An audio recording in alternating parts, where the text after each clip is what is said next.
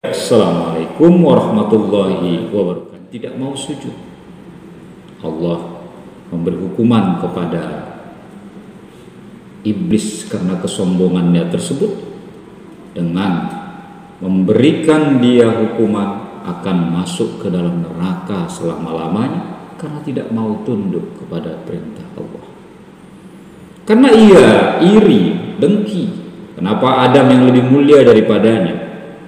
Dia lebih dulu diciptakan dari Adam. Dan sebelumnya dia juga taat kepada Allah. Namun karena memiliki sifat iri ini, dia berupaya menjatuhkan Adam dan membujuk Adam agar mendekati pohon khuldi. Padahal sudah jelas dalam Al-Quran disebut, La taqraba hadhihi syajarah, kata Allah. Hai Adam bersama istrimu Hawa, jangan dekati pohon larangan ini atau pohon khuldi. Tapi karena dia sudah punya sifat iri dan dengki, maka iblis menggoda, merayu agar Adam mendekati pohon yang Allah sudah melarang untuk mendekati. Apa yang terjadi? Hawa, nenek kita, dan Adam, kakek kita di surga, tergoda. Kejatuhan, Adam akhirnya dilempar ke bumi beserta Hawa. Kejatuhan iblis karena dia iri, akhirnya dia dikutuk oleh Allah Subhanahu wa taala. Bahkan kita baca Al-Qur'an itu kita membaca a'udzubillahi minasyaitonirrajim. Aku berlindung dari Allah dari godaan syaitan yang terkutuk. Rajim itu terkutuk. Ngerti? Nah, penyakit ini ada pada diri kita manusia juga. Dan justru penyakit inilah yang menyebabkan terjadinya pertumpahan darah yang pertama di bumi ini. Bagaimana kita tahu bahwa Adam awalnya memiliki dua pasang anak, Qabil dan Habil, dan selanjutnya dia juga memiliki anak yang terlahir berpasang-pasangan. Karena umat manusia baru saat itu tumbuh dan berproses. Karena kembar, anaknya Qabil memiliki pasangan Iklimah. Anaknya Habil memiliki kembar yang bernama Labuda. Karena mereka kembar oleh Nabi Adam, mereka tidak dikawinkan atau dinikahkan dengan pasangan kembarnya, tapi disilang. Karena umat manusia masih terbatas saat itu, tetapi untuk supaya tidak terlalu dekat, maka Nabi Adam memberikan nikah silang. Kembarannya Habil yang bernama Labuda dinikah dengan Qabil, sementara kembarannya Qabil, Iklimah, dinikahkan dengan Habil.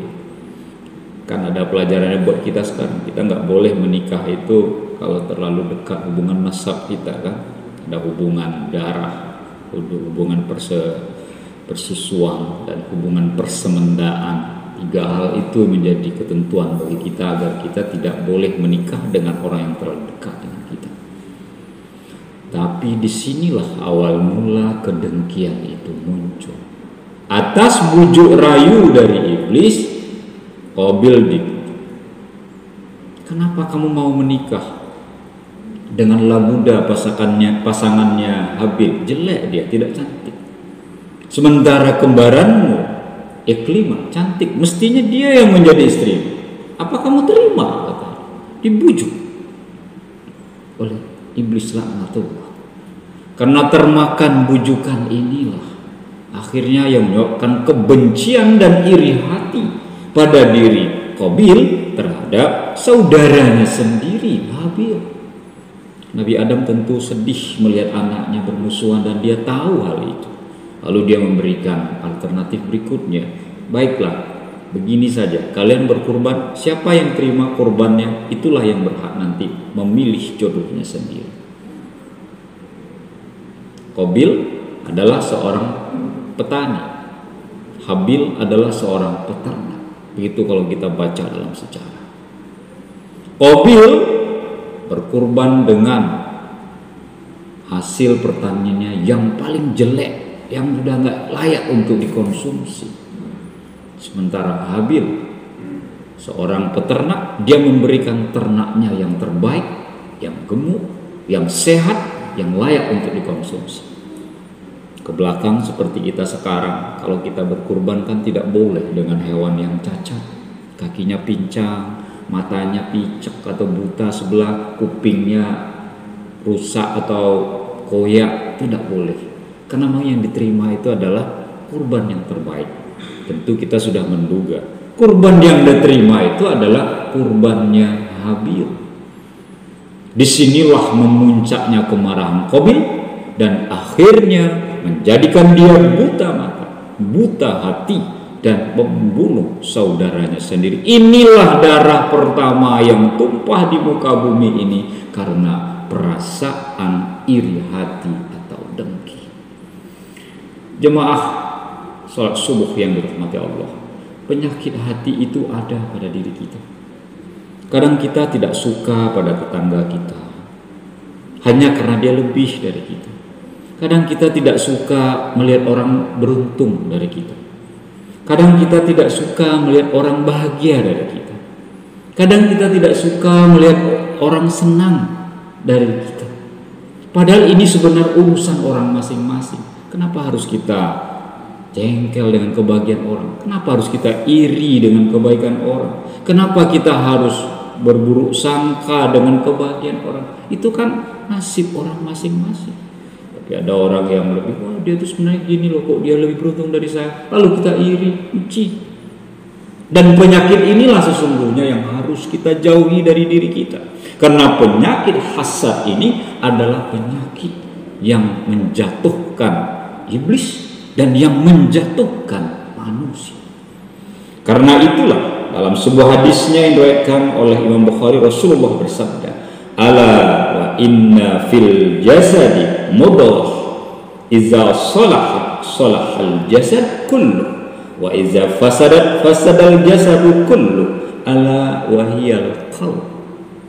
Kata Rasulullah, ketahuilah di dalam tubuh manusia ada segumpal daging. Apabila segumpal daging itu baik, maka baiklah tubuh itu seluruhnya. Dan apabila daging itu buruk atau jahat, maka jahat dan buruklah seluruh daging itu. Ketahuilah olehmu bahwa segumpal daging itu adalah hati. Maka Ramadan ini adalah momen yang paling baik untuk mengelola hati kita, manajemen hati kita. Dengan manajemen hati yang baik, insya Allah salah satu sifat tercela yaitu hasad bisa kita jauhi dari diri kita. Kita positive thinking saja pada orang. Kita berprasangka baik. Dalam bahasa agamanya husnuzon pada orang. Kalau ada orang yang lebih dari kita, orang yang lebih beruntung dari kita, kita ikut gembira. Kalau ada orang bahagia dari kita, kita merasa dia bahagia, ya kita ikut bahagia. Toh kita juga bisa menciptakan kebahagiaan itu. Tidak perlu kita merasa iri, tidak perlu kita merasa dengki hanya karena kebencian kita pada seseorang atau ketidaksukaan kita. Karena dengan Ramadan ini sesungguhnya kita belajar mengendalikan hati. Karena puasa itu sendiri esensinya adalah menahan dan mengendalikan. Semoga apa yang saya sampaikan ini ada manfaatnya, dan semoga hati kita adalah hati yang senantiasa diberi hidayah oleh Allah untuk melakukan kebaikan. Kurang lebih mohon maaf. Wabillahi taufiq wal hidayah. Assalamualaikum warahmatullahi wabarakatuh.